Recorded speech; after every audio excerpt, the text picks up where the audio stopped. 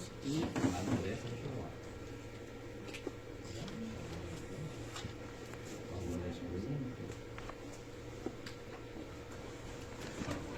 No confundan de que es una secuela con una complicación. ¿Qué parece? Pero no es lo mismo. Es una complicación con más, pero una secuela también, pero no es lo mismo.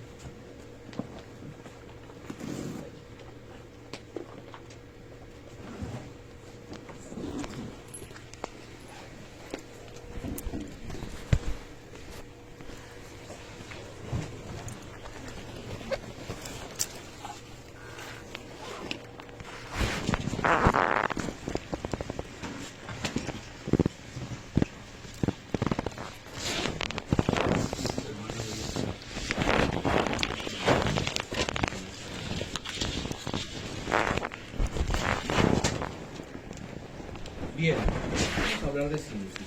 ¿Listos? Sí.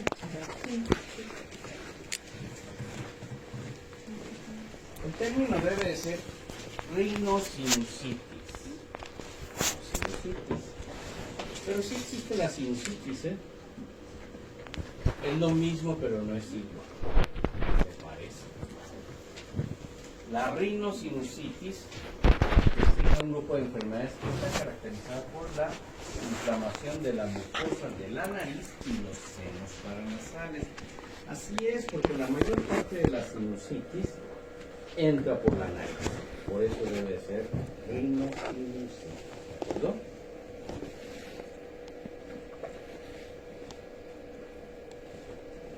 Esa es la razón, pero sí existe sinusitis de otro tipo. Bien, se clasifican de esta manera. Rinosinusitis aguda bacteriana. Si hay una aguda, pues hay una crónica. Pero hay una crónica sin pólipos. Si hay una crónica sin pólipos, pues debe de haber una crónica con pólipos.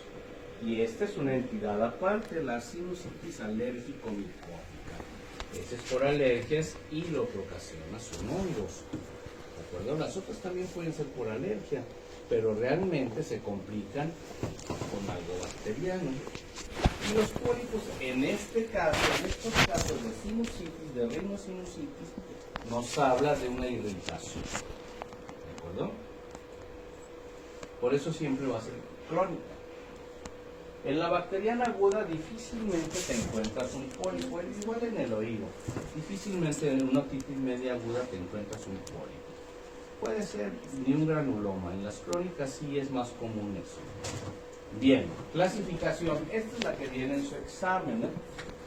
La clasificación se clasifica en rinosinusitis aguda. Cuando yo les pregunto la clasificación, yo nunca les pregunto por qué va aguda, por qué va subaguda y por qué crónica. No es necesario que me pongan, es que la crónica la tienen que operar, ¿no? Y ahorita van a ver por qué no es así. La sinusitis aguda es de un día hasta 4 semanas. Algunos en otitis me pusieron desde una semana. Pues no, es desde un día. Eso está mal. Desde un día hasta 4 semanas. La subaguda es de 4 semanas, un día hasta 16 semanas. Y eso es por lógica, muchachos. Si tú le pones 4 semanas nada más, pues yo puedo decir que es una aguda. Pero si la diferencia es de 4 semanas, un día, ya cambia todo. Hasta 16 semanas. Si ustedes saben hacer cuentas, 16 semanas son 6 meses, no son 4 meses. La crónica, más de 16 semanas o más de 4 meses. 4 meses, un día, y es una crónica, ¿de acuerdo? Y sí es igualito que la otitis. La otitis es una regla de 3, de cada 3 semanas, 3 meses, y después de 3 meses. Esta es una regla de 4. Ustedes pueden leer la diferente literatura. Doctora, no se vale. Tienes que apuntar. Al menos haces que funcione tu cerebro. ¿Claro? Bien. Si ustedes ven artículos o algunos libros, también existe que solamente sea 4 semanas y más de 4 semanas. Solamente aguda y crónica. ¿Estamos? Eso está bien dicho, pero para fines didácticos, así. Y ahorita van a ver por qué. Porque la sinusitis aguda se trata con medicamentos. La sinusitis subaguda, tú vas a tratar de que con medicamentos salga adelante. Pero ahí va porque la regla no es tan exacta. Porque cuando tú empiezas a tratar a un paciente, si él va mejorando, tú puedes hacer una cosa que se llama terapia máxima, terapia antibiótica máxima. Eso no lo apunten. Eso significa que tú puedes dar antibióticos hasta por 1 año antes de pensar en cirugía. Doctor, ¿es mucho antibiótico? Sí, yo también pienso que sí. ¿Pero qué? Y entonces nos vamos a la regla de después de 4 meses, pues ni te veo, mejor te opero y se acabó, ¿no? Entonces el plan es que tratemos de no operar a la gente. Es la razón por la que si te encuentras una subaguda, pues vas tratándola a ver qué tanto mejora.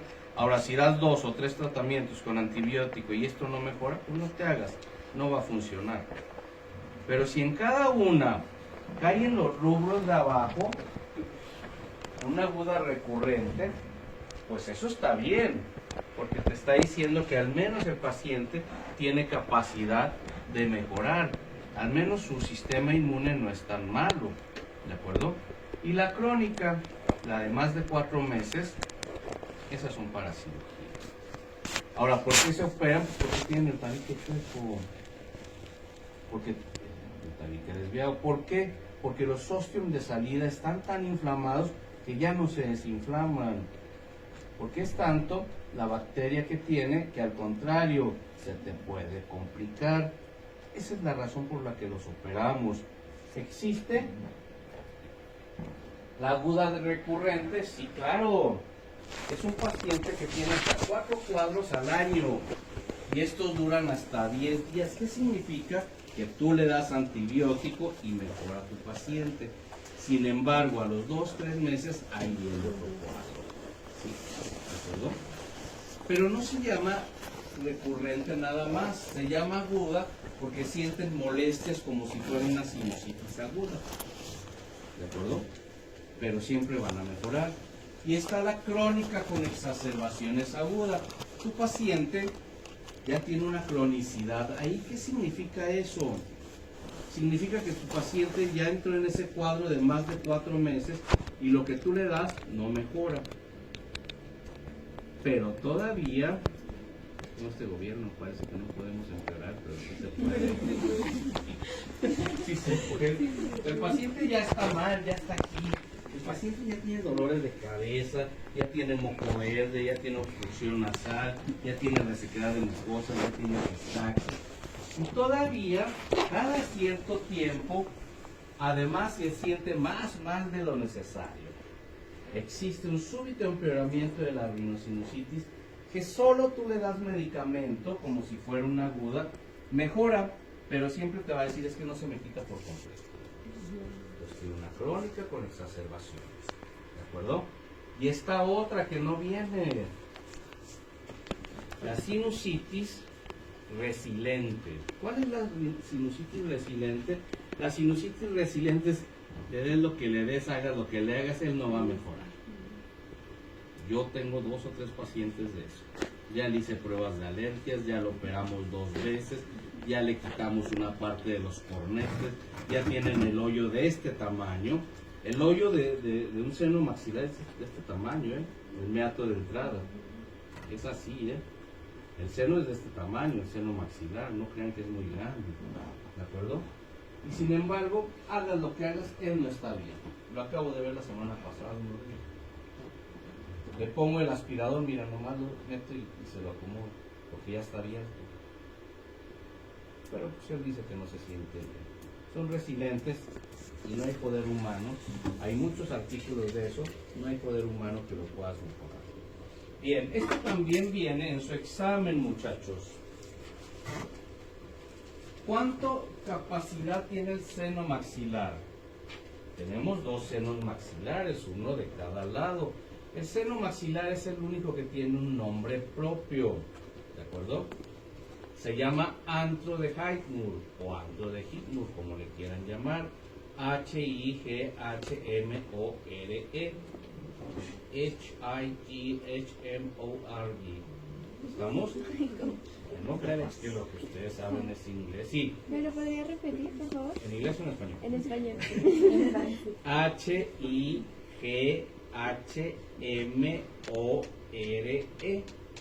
Por eso te dije Heitmüller.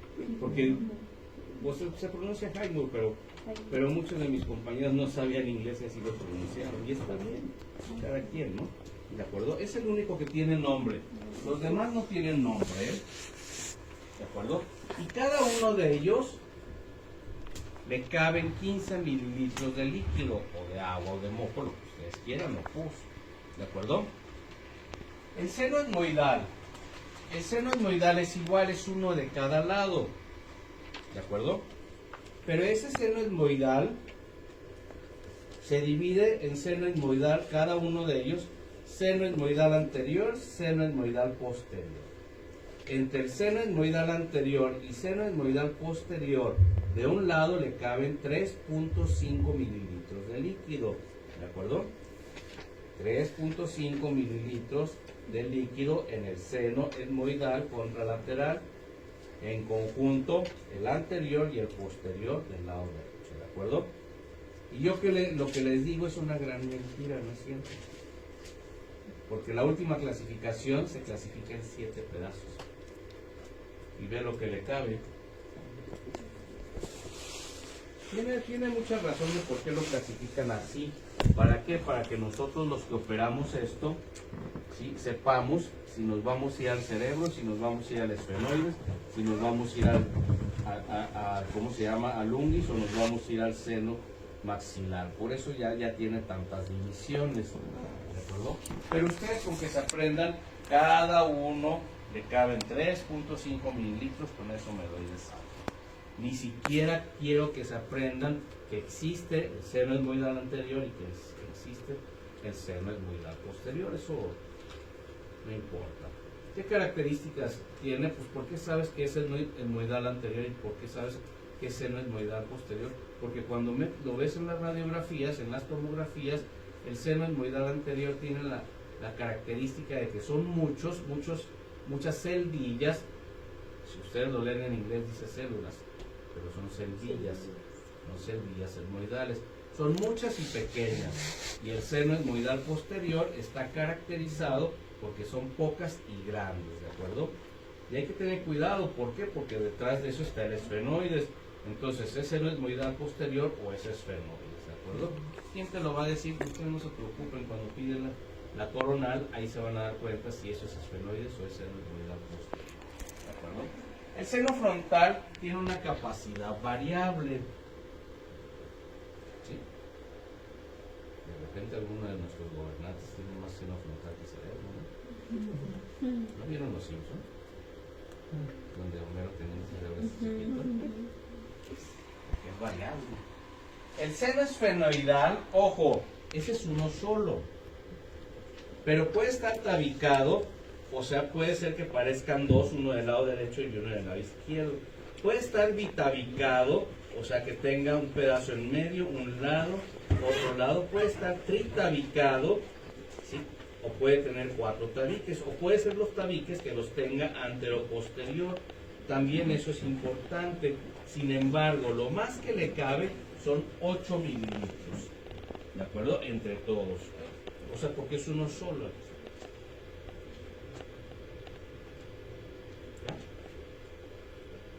Porque al final es uno solo. Ahora ahí les va la gran mentira de esto. Existen autores, si ustedes se ponen a leer, le van a decir a algunos que no existe el seno frontal. Que el seno frontal es una extensión del etmoides anterior. Y también ahí va a haber gente que te diga que no existe el etmoides posterior, que no existe el seno esfenoidal. que eso es una extensión del etmoides posterior. Cada quien sabe, ¿no? Para mí sí existe cada uno. ¿De acuerdo? Eso puede venir en su examen y casi siempre lo pongo. Fisiología. ¿Para qué sirven los senos paranasales? Para un otorrino sirve de mucho. Y ahí están las 7 funciones que tienen los senos paranasales. Pero si ustedes leen la literatura, claro que existe gente que te dice que no tiene ninguna función, ¿eh? Eso también hay. Claro, ¿por qué? Si te falta el seno maxilar derecho, te puede dar una sinusitis maxilar derecha. ¿Por qué? Porque no hay, ¿no? Entonces, pero ahí te va. ¿Por qué ellos dicen que no existe?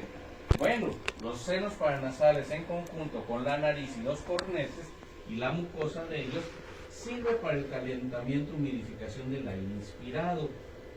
Sí, para mí sí. Para mí hacen turbulencia aquí y luego hacen turbulencia por acá, y luego ya se va hacia atrás y ya entra tu aire calientito a la laringe, tráquea y a los pulmones. Pero si no tienes un seno maxilar, no lo va a hacer. ¿Sí o no? Pues sí, porque eso lo puede hacer la nariz en conjunto con sus cornetes. Por eso los cornetes se hinchan y se deshinchan. Por eso tienen moco y tienen mucosa, para proteger. ¿De acuerdo? O sea, también humidifican al no tener. Esa es la razón por la que hay autores que te dicen que no tienen ninguna función. Filtración del aire inspirado, sí, pues también lo hacen la nariz y los cornetes por medio del moco. Hay que leer un poquito de moco, ¿eh? El moco es algo que ni siquiera lo pelan y tiene una función muy importante. Llega aquí y se mete por acá, y eso ayuda a captar bacterias, a captar pequeñas partículas. ¿Por qué? Porque tienen reacciones inmunológicas en conjunto con la nariz. Así es. Libera linfocitos, libera inmunoglobulinas, libera diferentes quimiotácticos. Entonces le ayuda a la nariz, que la nariz también hace eso. Amortigua los cambios de presión externa. Sí, esa es la razón por la que cuando tú te subes a un avión o te vas a bucear, no sientes tanta la presión, o sientes la presión pero no va más allá, no te fractura un hueso y tanta presión que pueda haber, porque estos ¿sí? amortiguan eso. Haz de cuenta que son las bolsitas de los carros, las bolsitas que te sirven para cuando chocas, ¿de acuerdo? Es una caja de resonancia de la voz. También eso es cierto. Claro, si no lo tienes, pues no vas a caja de resonancia. Pero solitos, tápense la nariz y empiecen a decir con la N.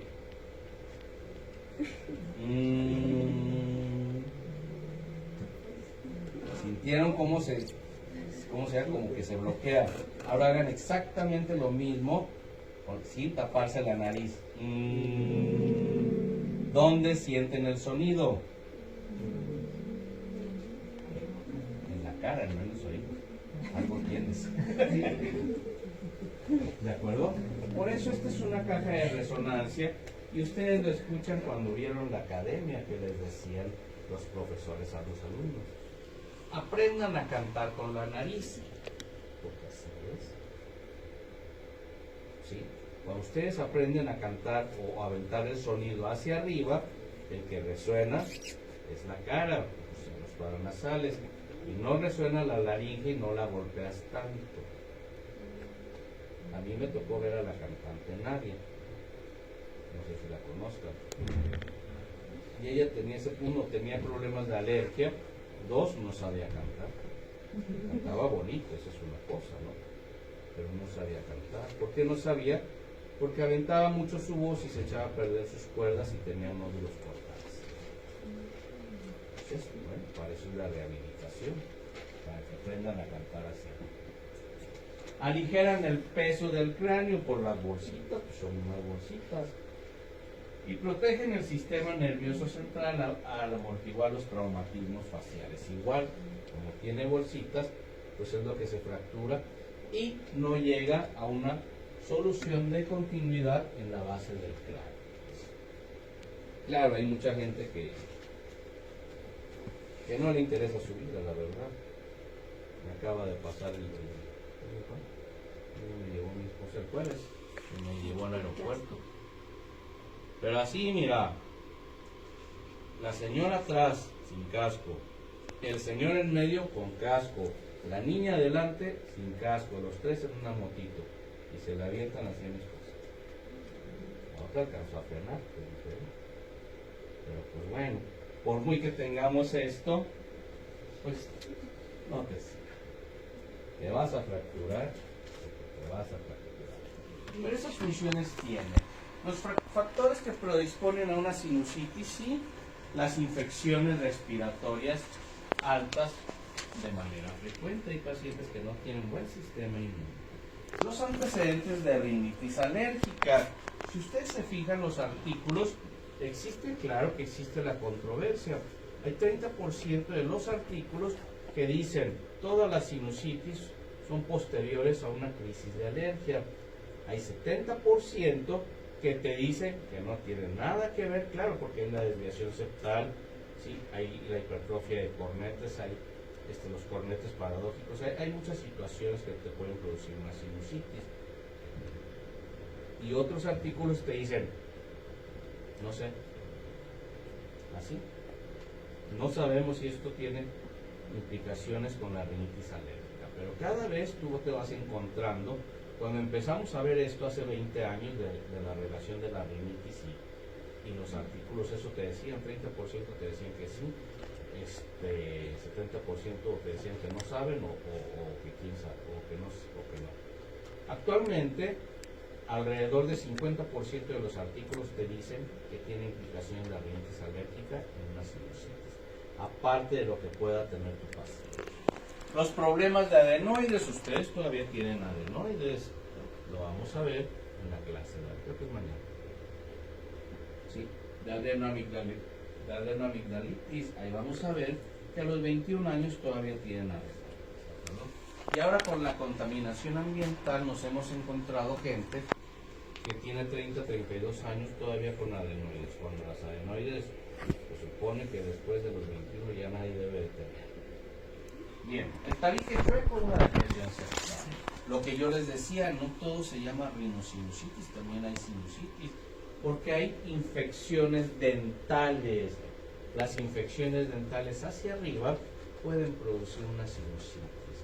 Hace muchos años yo tuve un conflicto con una aseguradora porque me decía, es que, y se lo dicen, cuando ustedes contratan un seguro de gastos médicos, se los dice, la sinusitis dental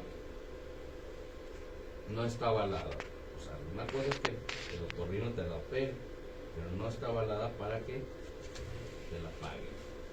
Entonces, el pleito fue que yo le decía, es que tú no me puedes decir que no, porque el paciente no tuvo una sinusitis y se infectaron los dientes y se le cayeron las piezas dentales, sino él tenía un problema ya de dientes y poco a poco se fue hacia arriba y produjo una sinusitis y produjo una fístula oral-antral, o sea, una comunicación de los dientes y el seno maxilar.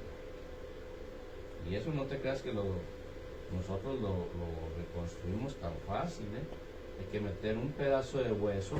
Normalmente antes metíamos un pedazo de hueso de calota, quitábamos un pedacito y se lo poníamos, y luego hacíamos un colgajo de la gingiva, lo volteábamos así, luego lo amarramos. Y luego con el endoscopio nos metíamos por el meato medio y raspábamos toda la mucosa y se la aventábamos para abajo para que quedara como sándwich. Actualmente ya no necesitamos la calota, ya no necesitamos abrir. ¿Por qué? Porque ya existe hueso cultivado. Lo venden en el pueblo. Sí, es hueso de cultivo hecho de células. Entonces con eso ya le vamos echando nada más y vamos haciendo ya los mismos colgajos, así de sencillo. Entonces sí existen las infecciones dentales que producen sinusitis y que no vienen de la nariz, esas sinusitis. Los tumores nasales, pues lógicamente, la atresia de Kuana cuando por detrás de la nariz, en las juanas, en el área 5, no se desarrolló el hoyito. ¿De acuerdo? Entonces ese tipo de niños parece que siempre tienen sinusitis. Sí, cierto, siempre tienen sinusitis. Porque no tiene una salida de moco. Se queda siempre estancado. Los cuerpos extraños, ya los mencionamos, los cuerpos extraños, un moco verdoso o fétido unilateral, en un niño hay que pensar en cuerpos extraños. Los pacientes de natación, entonces la gente me dice, entonces ya no nado, sí se puede nadar. Los que no tenemos problemas no necesitamos ni tapones de oído. Los que tienen problema, ustedes ven en las olimpiadas a todos los nadadores, todos tienen pinzas nasales. Entonces eso es lo ideal, aprender a nadar con pinzas nasales. ¿Se van a ahogar? No, no se ahogan. Eso no es cierto. ¿Sí? Los de la gimnasia acuática yo no he visto que se ahoguen, tienen la cabeza siempre metida. Ahí. El tabaquismo produce, ¿sí?, una disquinesia ciliar o una parálisis ciliar. O sea, para que se pueda mover el moco, tiene cilios, la mucosa de la nariz y los senos paranasales. Pero el tabaquismo o los humos o la contaminación hace que se queden paralizados, entonces el moco ahí se queda y empieza a fermentar y empiezan a caer bacterias. El uso indiscriminado de vasoconstrictores, sí, porque ellos hace que la capa sol del moco se pierda, y al hacer eso el moco no tiene cómo moverse y entonces por eso se produce una parálisis ciliar. Son situaciones diferentes. Este es por falta de y este es por contaminación o por inflamación. Trastornos inmunitarios, así es. Alteraciones del sistema inmune también pueden producir una sinusitis. Si quedamos que los senos paranasales, si la mucosa de los senos paranasales produce reacciones inmunológicas, pues ya no las produce. Igual que el síndrome de Down, igual que el síndrome de cilios inmóviles, todas son la misma situación. Los pacientes asmáticos, pues tienen que ver con una rinitis. Los desnutridos, pues sí, porque no tienen los suficientes nutrientes para que la mucosa esté gruesa. ¿De acuerdo? La fibrosis quística, esta es una alteración, ¿cómo se llama? Congénita, donde hay una falta de alfa-1 antitrypsina. Se les inyecta ahora. Se les inyecta a los niños. El problema de la fibrosis quística es que produce pólipos. Y no es porque tengan una infección ni porque tengan una inflamación crónica. O sea, la misma patología produce pólipos en la nariz y en los intestinos. Los pólipos intestinales son premalignos. La desviación del tabique nasal, ¿ya lo vieron? El tabique, donde debería estar en la columela. Epidemiológicamente, vean, se gasta afecta a 31 millones de personas al año. En Estados Unidos sí. Alguna vez alguien me preguntó por qué la estadística de Estados Unidos sí. No existen estadísticas, en México sí existen. El seguro tiene una estadística. El INERTI tiene otra estadística. Pemex tiene otra estadística. El ISSSTE tiene otra estadística. Pero el problema es que ellos no las tienen integradas. Cada quien tiene su estadística. Esa es la razón por la cual no nos basamos en las estadísticas mexicanas. Ahora el sábado que está allá en esa mesa redonda, existe la estadística del INERTI. Como los colombianos tienen mejores estadísticas que nosotros. Bueno, los gringos no se digan, los europeos no se digan, los japoneses no se digan. Ellos sí los tienen bien hechas y nosotros la mejor estadística es la del INEGI para el ejecutivo. Se gastan $5 billones en tratamiento médico, sí, porque no nada más el otorrino lo ve el médico familiar, el médico internista, es más, hasta el ginecólogo lo ve, o hasta el genetista. Se gastan $60 billones en tratamiento quirúrgico. Ahí sí, solamente el otorrino lo opera. Y esa es la razón por la cual nosotros como otorrinos no entramos tan fácil en el sistema de salud de Estados Unidos. Porque somos quirúrgicos y el quirúrgico gasta mucho dinero. Si hacen pediatría es muy fácil entrar, o si hacen medicina interna. 22 millones de consultas al año, 15% de la población lo padece. ¿Cuántos son aquí? 26. O sea, 5 personas mínimo tienen o van a tener una sinusitis. Es el quinto diagnóstico ante prescripción de antibióticos, que ya debe estar cambiando, porque ahora ya las diarreas ya no se dan tanto antibióticos. Las vías respiratorias altas, y esas siguen con ese problema, y seguimos con vean, 87% de las gripas tienen afecciones de los senos paranasales. O sea, 87% de las personas que les dan cuadro gripal, en alguno de los senos paranasales tienen congestionado algún modo. Pero no llegan a ser sinusitis. De estos 87%, solamente el 2% de ellos terminan en un cuadro sinusal, en un cuadro de sinusitis. ¿De acuerdo? La tercera parte que acude a consulta con el médico familiar padece sinusitis. 91 u 80 de cada 100.000 habitantes, de acuerdo a la estadística que quieras ver, si es europea o extranjera, padecen sinusitis. O sea, no es raro. Tiene causas extrínsecas, viendo que viene de afuera hacia adentro, las infecciones virales, bacterianas, fúngicas o parasitarias.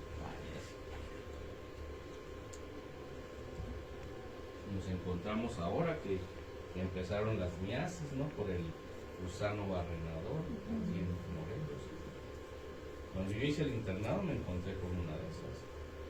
Claro, yo no la diagnostiqué, lo diagnosticó el de terapia intensiva, porque el señor estaba acostado en un árbol, llegó una lleva y más le pegó en toda la cara, se la destrozó. Y pues llegó a terapia intensiva, estaba arriba. Y a las 48 horas le empezaron a salir gusanos de la nariz. Ya le hablaron al otorrino y pues que hacer nada, nomás es quitarles. Limpieza de nariz, pues estaba todo destrozado y todo, ¿no? Limpieza de nariz y quitar todos los gusanos que tienen. O sea, que sí hay parasitarias. No infecciosas, solamente las inflamatorias como las vasomotoras, ¿sí? Las mediadas por IgE son las alérgicas, ¿de acuerdo? Las no mediadas por IgE, bueno, pues también son vasomotoras o simplemente son alérgicas, pero no mediadas por IgE. Las farmacológicas, oye, hablando de autotoxicidad, también me hicieron sufrir. De repente me ponían medicamentos medio raros y yo decía, es o no es, ya tienes que investigar, y algunos no eran ototóxicos. Y lo primero que les dije, la penicilina no es ototóxica, es de los pocos, y el paracetamol, y alguien los puso. Bueno. Los irritantes per se, o sea, si pasas por un lugar con mucho humo, muy contaminado, bueno, pero los irritantes también son los que todo el día están con el afrín, con el gotito. Eso es otra cosa. Las alteraciones de la ventilación normal o drenaje mucociliar, bueno, eso ya son alteraciones mecánicas de la nariz. El antecedente de cirugía, sí me ha tocado a algunos cirujanos plásticos, también yo creo que también los taurinos, simplemente pues nosotros nos toca, operamos, provocamos una sinusitis, nosotros lo arreglamos, y el cirujano plástico pues se queda choqueado de que no sabe por qué le dio una sinusitis. Por mala suerte, punto, se inflamó la nariz de más. Las infecciones como tal y los traumatismos, que ya vimos traumatismos. Causas intrínsecas, genéticas, pues sí, todos los de síndromes inmóviles, ¿de acuerdo? Las anormalidades mucociliares. Ustedes apuntaron esto, yo me acuerdo en rinitis, hipersensibilidad a la aspirina o a AINES asociada con asma y poliposis nasal. ¿Cómo se llama eso? Síndrome de Santer, ¿verdad? Y si le agregamos exactamente lo mismo, más IgE aumentada, ¿cómo se llama? Menares, ¿de acuerdo? Y estas son congénitas, son genéticas, ¿de acuerdo? Desregulaciones autonómicas, hormonales, sí, lo vimos en rinitis, vimos que sí existe la rinitis hormonal, pues hace que se adelgace toda la mucosa, y ya quedamos que los irritantes, eso es lo que hacen también. entonces también pueden producir una sinusitis. Los problemas de tiroides, el hipotiroidismo principalmente, también produce receptor. Anormalidades estructurales como esto. Esta es una tomografía de corte coronal, donde vemos, esta es la apertura piriforme, de un lado, este es del lado derecho y este es del lado izquierdo. La apertura piriforme son estas, ¿de acuerdo? El tabique nasal o el septum nasal, esta es la espina nasal anterior, ¿de acuerdo? Esta es la pared nasal del lado, ¿cómo se llama? Del lado izquierdo, y esta es la pared nasal, pared lateral nasal del lado derecho, ¿de acuerdo? Este es el cornete inferior, este es el meato inferior. ¿Se fijan cómo este cornete inferior está como mordidito? Eso te habla de cronicidad, de inflamación crónica. Este es un meato. La importancia del meato para nosotros, ¿cuál es? Pues que por ahí drena el conducto nasolaringeo. Y luego arriba tenemos otro espacio, lo negro es aire, ¿de acuerdo? Este es el meato medio, este es el cornete medio. Este piquito se llama apófisis unciforme. Este hoyito por donde entra o sale el moco, ¿sí? Ese es el hiato semilunaris, porque cuando lo ves de lado parece una media luna, ¿de acuerdo? Y esto es lo que abrimos cuando hacemos una cirugía endoscópica de senos, ¿de acuerdo? Este es el cornete medio, pero el cornete medio, igual que el cornete inferior, pues no debería tener aire. Sin embargo, este tiene aire y este tiene aire. Estos le llamamos cornetes bulosos, ¿sí? Es una malformación anatómica que se va haciendo conforme va creciendo tu cara, ¿de acuerdo? Bien, este es el complejo osteomeatal. Esto es el etmoides, este es el etmoides del otro lado. Este piquito que ves aquí es el cornete superior, que es igual a este. Este piquito que ves aquí, este es la apófisis cristagalli. ¿Cuál es la importancia? Que a los lados sale el nervio olfatorio, ¿de acuerdo? Esta es la lámina horizontal del etmoides. Esta es la lámina perpendicular del etmoides. El etmoides es una T, por arriba es endocráneo, por arriba pasa el nervio olfatorio, ¿de acuerdo? Nosotros siempre pedimos que se mida eso cuando operamos cirugía endoscópica, para que cuando abramos los etmoides no nos vayamos a ir al cerebro. Tú sabes, si te vas, lo tienes que arreglar, ¿de acuerdo? Así de sencillo. No se ve tanto la desviación. Aquí ustedes ven que esto está negro, lo negro es aire y eso está bien. Los senos paranasales tienen aire. Pero aquí vemos como un vasito medio lleno, ¿de acuerdo? Arriba tiene aire y abajo tiene moco. Entonces eso es un nivel hidroaéreo, así le llamamos. Y esto nos habla de una sinusitis aguda. Ahorita vamos a ver una sinusitis crónica, ¿de acuerdo? Y la sinusitis pues es un por problema estructural en este caso, ¿de acuerdo? Microbiológicamente, en una sinusitis aguda te vas a encontrar Streptococcus Haemophilus influenza y Moraxella catarrhalis o Granamiela catarrhalis. Es el mismo nombre. En una sinusitis subaguda te vas a encontrar todo esto más Staphylococcus aureus y Pseudomonas aeruginosa, ¿de acuerdo? Y en una sinusitis crónica te puedes encontrar cualquiera de estos o cualquiera de estos o cualquiera de estos. O sea, Staphylococcus epidermidis, Corynebacterium species y anaerobios, ¿de acuerdo? Ya está más contaminado en una sinusitis. Fisiopatológicamente pueden ser cualquiera de estos 5 parámetros.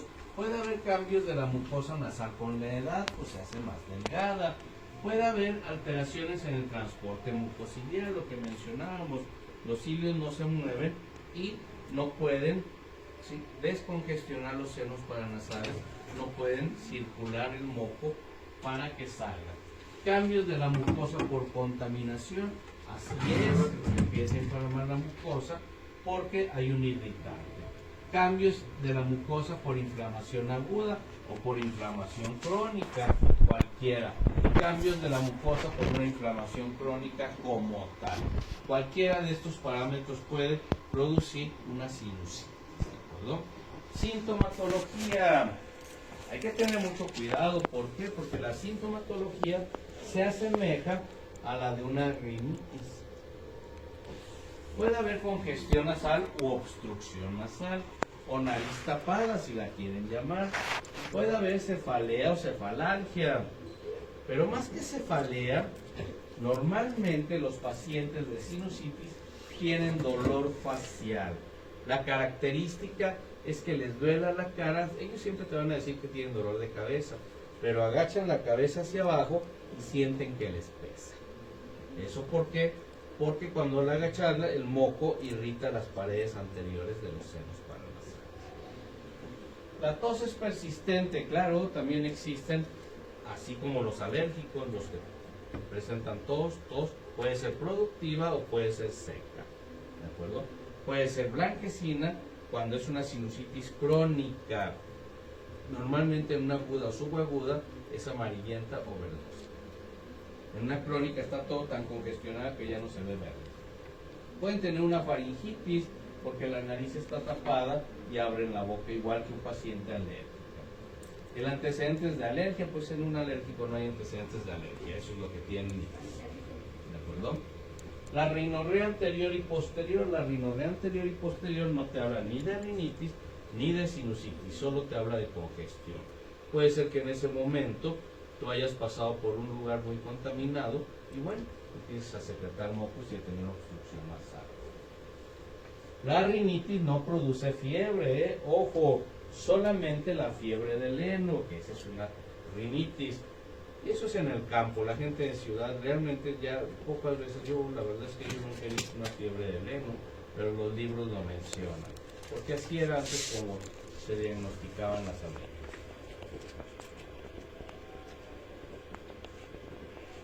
Entonces la fiebre no la presentan los alérgicos. La litosis, los dos, tanto los alérgicos como los de sinusitis. ¿Por qué? Porque tienen la nariz tapada y abren la boca. Eritemas de la mucosa. Recordemos que los alérgicos no tienen la mucosa roja, tienen la mucosa pálida o morada. Y los de mucosa roja son de infección, desde una gripa hasta una sinusitis. Una otitis media, sí, de rebote, pues el que no está tratándose como debe ser. Una transiluminación positiva y el edema periorbitario. Creo que no se van a ir ustedes a la marcha. Oh, bueno, ya la estoy escuchando. Qué bueno que llegan. Vean, eso que dicen los pacientes, me duele la cara, me duele aquí, doctor, en la nariz, si tengo cefalea, tengo rinorrea, sí, amarillenta, verdosa o blanquecina si ya es muy crónica. Tengo congestión nasal, obstrucción nasal, tengo disfagia o dinofagia, eso es muy característico. ¿Qué hacemos con ellos? Pues la historia clínica, cuándo, cómo y dónde, ¿sí? ¿Cómo empezó? ¿Cuándo empezó? ¿De acuerdo? ¿Dónde empezó? ¿Qué estabas haciendo cuando empezó? Muchos pacientes te lo dicen, me fui de alto y al día siguiente ya estaba con la nariz tapada y el resto con todas las molestias. Claro, es un cuadro gripal, pero si tienes un tabique chueco, pues casi te está evitando su pareja. La exploración física es muy importante. Siempre eso lo alego mucho con los alergólogos y con los pediatras. Hay que revisar a los pacientes, sí, los pediatras sí lo revisan, pero los alergólogos poco lo revisan, y cuando lo revisan tampoco saben revisarlos. Los pocos de ustedes que ya fueron a consulta conmigo se dan cuenta. Endoscopía nasal, yo no hago endoscopías nasales ni aquí ni en el CONDE. En mi consultorio, yo creo que el 70% de los pacientes tienen endoscopía nasal y óptica. ¿Para qué? Pues para que ellos vean que les limpiamos bien el oído, para que ellos vean cómo tienen el tabique chueco, para que ellos vean que la epistaxis que tenían la cauterizamos y cómo queda esa nariz, para que se la cuiden, ¿de acuerdo? Decía mi maestro que eso de la endoscopía es para pantallarlos. Yo creo que no, yo creo que es para crearles en algunos conciencia, ¿no? Sí hay gente que no le gusta, que le hagas eso. Sí hay gente que te dice, a mí no me enseña nada, doctor. Usted solo debe tratamiento y se acabó, yo confío en usted. Y hay gente que sí le gusta verse su oído, verse su nariz, ¿verdad? O la garganta, pues ellos se la ven de una manera, y cuando tú les explicas, pues ya es otra situación, cuando ves la garganta con una amigdalitis o alguna tumoración, ¿no? Laboratorios, sí se hacen los laboratorios, pero comúnmente nosotros no hacemos eso, hacemos una endoscopía, porque llegan los pacientes y me dicen, ya me hicieron todo, yo ya sé que tengo una cirugía. Y aquí está una VH no le hice gran cosa, unos perfiles hepáticos, unos perfiles lipídicos, pues sí está bien, ¿no? Estás alto en colesterol y triglicéridos, pero eso no te va a provocar una sinusitis, ¿no? Esa es la situación. Las placas simples son las que me sirven, la serie de senos paranasales. Sin embargo, la respuesta es esa, pues sí me sirven, pero lo ideal es que tú estés acudiendo con una valoración de un especialista. Entonces, lógicamente, los laboratorios también deben de ser de un especialista. Desgraciadamente, pues no todos tienen dinero. Yo me acuerdo, uno de mis socios que tuve, que estaba aquí enfrente, que tenía su farmacia homeopática, era horrible. Pero muchos de los pacientes los operaba con placa simple. Y yo lo veía y decía, pues sí está bien, porque pues tú así has visto a los pacientes, pero esto ya ha cambiado mucho, ¿verdad? O sea, milímetro a milímetro puedes saber qué es lo que está pasando. Los estudios de imagen, las tomografías son lo que tienen, ¿de acuerdo? Son lo que nos dicen. Bueno, pues así debe de ser. Este es un meato medio, este es un cornete medio, esta es la cabeza del cornete. Este es el famoso, ¿sí lo ven? Este es el famoso hiato semilunaris. ¿Sí? Y abajo, esto que está aquí, esa es la apófisis luciforme y es lo que abrimos. Vean este moco, qué bonito. ¿Sí? Llegan los pacientes y permítame, doctor. Vamos a revisarlo. Se sientan y permítame. ¿Qué le ves? Ya nada. Yo vivo de ver mocos. Es la verdad, ¿no? Vean, yo veo este moco y digo, bueno, debe tener una alergia o es normal. Pero veo este moco y digo, claro, tu paciente tiene una sinusitis hasta no demostrar lo contrario, ¿de acuerdo? ¿Y ya vieron cómo tiene un chichoncito aquí? Sí. Sí, aquí no lo tiene, aquí también lo tiene. Esa es una concha bulosa. Esa es la traducción a esto. O al revés. ¿De acuerdo? Tienen aire. O al revés. Primero ves ese y luego pides la tomografía. ¿De acuerdo? Bien. Lo que yo les decía. O sea, la mucosa de la nariz es rojita. Pero si se ve roja, pues te está indicando que eso es una infección. ¿De acuerdo? Bien. ¿Y cómo escleramos nosotros los senos paranasales?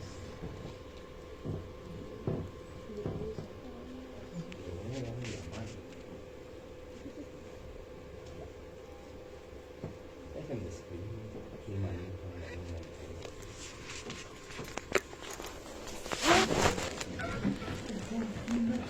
Pero no, siempre con la cabeza agachada. Por eso yo les decía, por eso sus pacientes lo que tienen es una cefalea facial. ¿De acuerdo? No tienen dolor de cabeza, lo que tienen es la cara. Le agachas la cabeza hacia adelante y lo que va a hacer el moco es irritar las paredes anteriores, tanto del etmoides, del frontal y del maxilar. Entonces siempre con la cabeza agacha hacia adelante y le aprietas primero uno y después quitas y después el otro. Cada uno que aprietes pregunta si tiene dolor, háganlo. Primero uno y luego el otro, ¿de acuerdo? Si duele más uno que otro o si los dos producen un dolor escandaloso, tengan cuidado, tienen una sinusitis y no se han dado cuenta, ¿de acuerdo? Quítense, bueno, vamos por el frontal. El frontal sí se explora junto del lado derecho y del lado izquierdo, ¿de acuerdo? Dos deditos igual con la cabeza agachada, ¿sí? Entre las cejas, por arriba de la nariz. Ahí se aprietan los dos juntos, ¿de acuerdo? Si duele, tiene una sinusitis frontal. Si no duele, bueno, a lo mejor tiene una tumoración frontal. Bien, ahora sí, quítense los anteojos. Ahora vamos a hablar. ¿Dónde? Ahora vamos a explorar el etmoides, ¿de acuerdo? ¿Sí? En el canto interno del ojo, de uno y del otro, van a meter el dedito, pero en el hueso, no en el ojo, ¿de acuerdo? ¿Sí? Hacia adentro y así. Hacia adentro y así. ¿De acuerdo? Por la cabeza agachada, acuérdense.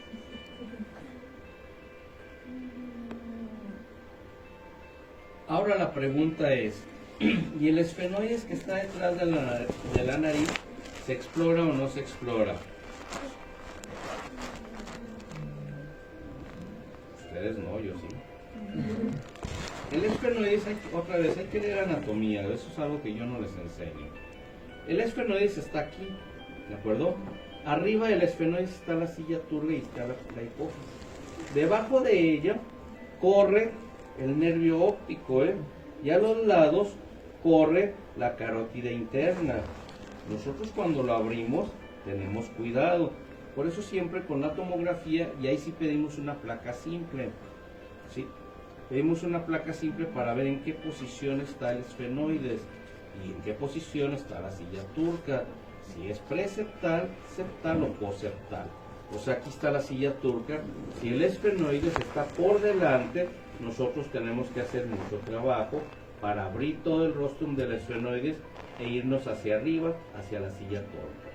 Si es septal, la posición que tiene, abrimos la caja, la pared anterior, el rostrum del esfenoides, pero nos vamos hacia arriba y ahí te vas a encontrar con la hipófisis.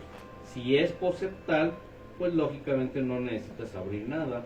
Inmediatamente delante del rostrum del esfenoides te vas a encontrar con la hipófisis. Así es como nosotros ayudamos en los tumores de hipófisis. ¿De acuerdo? Bien, ¿y cómo lo exploramos? La misma historia, quítense los anteojos. Con la cabeza agachada, cierran los dos ojos y primero oprimen uno y después oprimen el otro. ¿De acuerdo? Y el paciente lo que te va a decir no es el dolor del ojo, te va a decir que le duele la cabeza. ¿Sí? Cuando te dice, ay doctor, me dolía hasta la cabeza, pues sí es porque el esfenoides está afectando. O sea que sí se puede explorar. No sabes, pues no lo vas a poder explorar.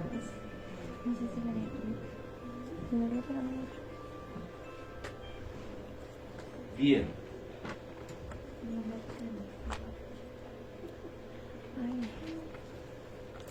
La importancia de la rinoscopía para el otorrino. ¿Sí? Claro, todas estas son visiones endoscópicas, por eso se ve redondito. Con el endoscopio lo metes hasta la orofaringe, la rinofaringe. Ayer platicábamos de los tumores, ¿no? ¿Sí? Por eso tienen que ir hasta atrás y hacia arriba y hacia abajo. Y eso no es laringe, es parte de la nariz. Bien, antibióticos, ¿qué les damos? Amoxicilina con ácido clavulánico. La respuesta es ustedes, yo no. A mí no me gusta usar amoxiácido clavulánico, pero todas las guías te dicen que una sinusitis aguda debes de empezar con amoxiácido clavulánico. ¿Por qué yo no lo uso de primera instancia? Uno, porque mis pacientes, la mayor parte que llegan con el otorrino, ya vienen toreados. ¿De acuerdo? Ya alguien ya les dio eso. Dos, porque la mayor parte de los pacientes, tanto niños como adultos que me han tocado ver, les da diarrea o les da una gastritis de la fregada. Por eso no me gusta. Pero ustedes sí, porque las guías así se los dicen. Tiene un 99% de eficacia bacteriológica, ¿sí? Y 91% de eficacia clínica. Recuerden que hay pacientes que no les hace nada. Yo siempre empiezo con cefuroxima, ceftinir y luego cefodoxima, que es el famoso Cedax. Cefalosporinas, claritromicina, macrólido, eritromicina cuando yo estaba en el hospital porque no había claritro, creo que ya hay, ¿sí? O acitromicina, la gran mentira de la acitromicina, vean la eficacia que tiene, solamente 75%, y la gran mentira es que con 3 a 5 días, ¿no? Todos esos medicamentos tú los das mínimo 10 días, de ahí para adelante, igual que en una otitis. Lo puedes estar dando mes tras mes tras mes hasta un año, ¿de acuerdo? Hay que tener cuidado, porque el plan es no operar a nuestro paciente. Y luego, de segunda intención, las quinolonas. Puedes aumentar dosis de amoxicilina, ácido clavulánico, hasta 2 gramos en la mañana, 2 gramos, y si 1 gramo, 850, 3 veces al día es agresivo, 500 es agresivo, pues 2 gramos es mucho más, 4 gramos, perdón. Y aquí sí, cuando el paciente está internado, pues sí puedes dar ¿cómo se llama? Lo que acostumbra su extracción con dexametasona. Pero realmente, hoy el otro día me tocó una paciente pobrecita y dice, estoy hasta la madre, llevo 5 inyecciones, pero ya no quiero que me inyecten. Ah, ¿no? ¿Por qué? Pues es que me recetó la doctora una ceftriaxona y en vez de que le pusieran la ampolleta de agua, pues que le pusiera la dexametasona, y ahí la revolví. Me dolía un chorro. Entonces digo, a ver, espérenme, déjame verla. La ampolleta de agua, que supuestamente es agua, es de lidocaína, ojo, Sí, pues duele de veras esas cosas, pero pues bueno, cada quien. Bien, ¿podemos utilizar corticoides? Sí, sí se pueden. Existe controversia entre corticoides y antihistamínicos, pero en dado caso sí se pueden usar, ¿de acuerdo? Corticoides tópicos nasales en una sinusitis crónica también es válido. Si tenemos problemas de alergia, antileucotrienos e inmunoterapia es válido también. Los descongestivos y los vasoconstrictores, recordemos, no más de 10 días, porque ellos van a empezar a disminuir el grosor de la mucosa y van a provocar una parálisis ciliar. Entonces la sinusitis vas a batallar para quitarla. Pero sí es válido utilizarlos para que se abra, ¿sí?, el meato del seno maxilar. Estabilizadores de los mastocitos ya casi no existen. Analgésicos antiinflamatorios sí, porque duele, ¿eh? Bien. Vapores de aire húmedo y caliente, como decía la abuelita. ¿Sí? Lleves un cuenco de agua, le echas una cucharada de Vivaporub, te tapas la cabeza con tu toalla, no te vayas a quemar, y empiezas a oler los vapores. Eso sí funciona, ¿eh? ¿Por qué? Porque humedece. Tomar líquidos, hacer un poco de ejercicio, siempre te va a ayudar. Un poquito, no nada fuerte porque les duele la cara, ¿eh? Pero sí pueden hacer, sí pueden caminar. Nutrición, como dicen en la tele, muchas frutas y verduras, eso sí funciona, ¿de acuerdo? Suplementos de vitaminas, ACE, glutatión, selenio, y aquí está toda la vitamina D, que actualmente está muy de moda, y sabemos que el sistema inmune está disminuido cuando falla la vitamina D.